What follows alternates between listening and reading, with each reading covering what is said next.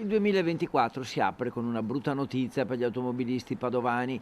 Aumentano le tariffe dei parcheggi da 2 euro a 2,50 euro all'ora, da 1,70 euro a 2 euro, da 1,10 euro a 1,50 euro.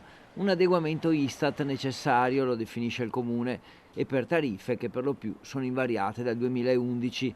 Resta il fatto che dal 1 febbraio gli aumenti entreranno in vigore e saranno circa del 25%.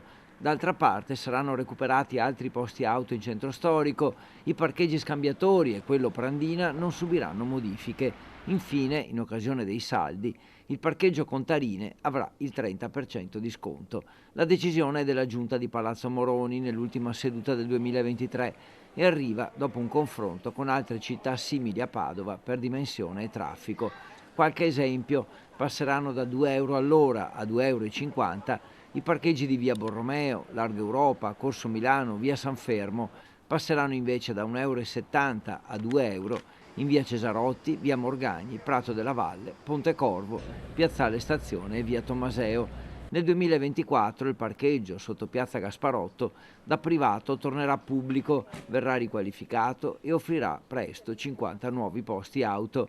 Infine, in occasione dei saldi, il Park Contarine farà il 30% di sconto sulle tariffe, che saranno così 2,50 euro all'ora di giorno e 70 centesimi all'ora di notte.